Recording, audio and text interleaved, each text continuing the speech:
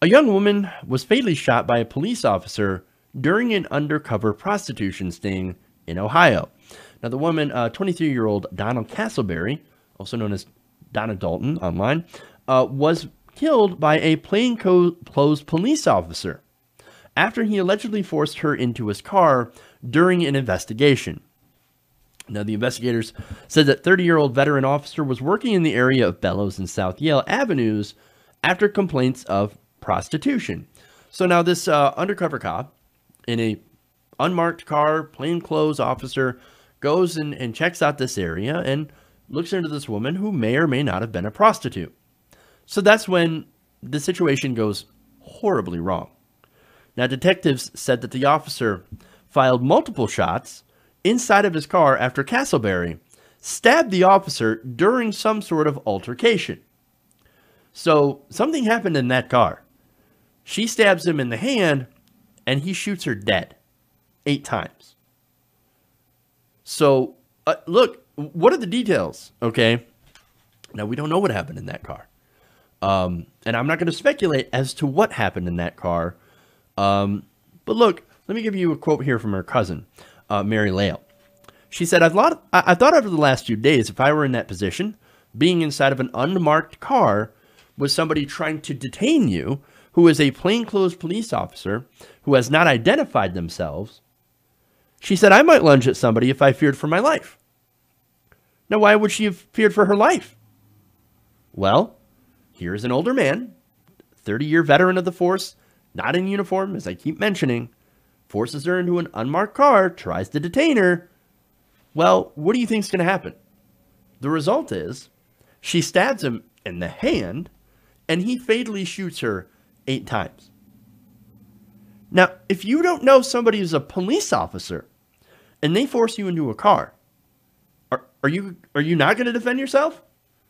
Are you not going to use every available means to save your own life, which you think is in danger? That's the problem here. Now, of course, there are some people out there who's probably saying, yeah, but you understand. She had it coming. She was a prostitute. She broke the law.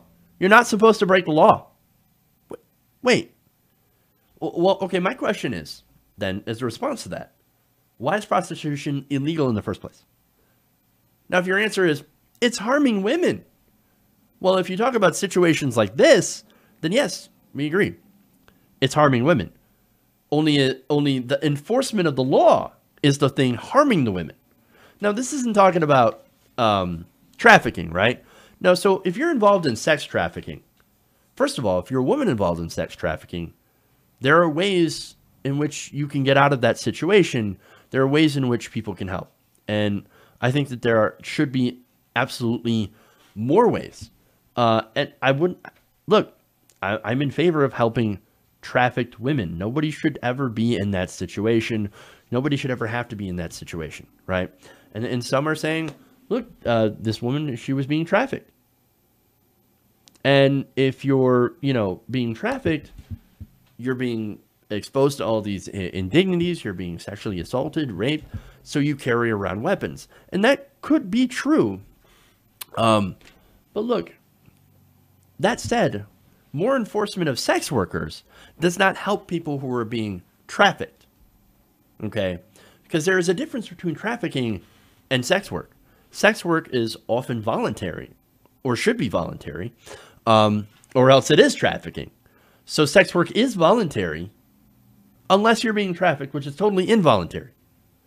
So that's a major difference here. And so I think the solution to things like this is maybe we should legalize sex work. So, look, and before you say, oh, come on, that's crazy. How is that actually going to help people? How is that actually going to help women? Well, hold on.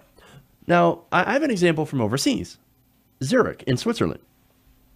Now, in Switzerland, they installed, in particularly the city of Zurich, installed sex boxes where prostitutes can legally and safely ply their trade. This happened back in 2013, right? Now, how does that protect the women? Well, first, they've had it legal since 1942. But they have found that, look, a lot of women, even though it's legal, there's still safety concerns. So what they did is they took taxpayer money and they funded these sex boxes, right? Now, these boxes include a panic button, laundry, showers, a cafe. Not only that, but there's also security guards. And workers also have to pay taxes and constantly get health screenings to make sure that they are healthy. So, look, I think that would be a solution. The result is authorities in Switzerland called the boxes a huge success. They've actually gotten women off the street and into a safer environment so they can still do their trade. And of course, it is consensual. As for trafficking, of course, we're all against sex trafficking, and we're all for being able to go after sex traffickers. And that would involve not punishing the women who are trafficked, by the way. Under current laws, even if you're trafficked, well, I mean, you're still doing sex for money, even though you're not seeing any of that money, right? So, look, we've got to legalize prostitution. It makes sense, okay? Now, here's the thing. I gave you that example of Switzerland, and I'm going to use it as a contrast to what's going on in America, where we have laws against prostitution.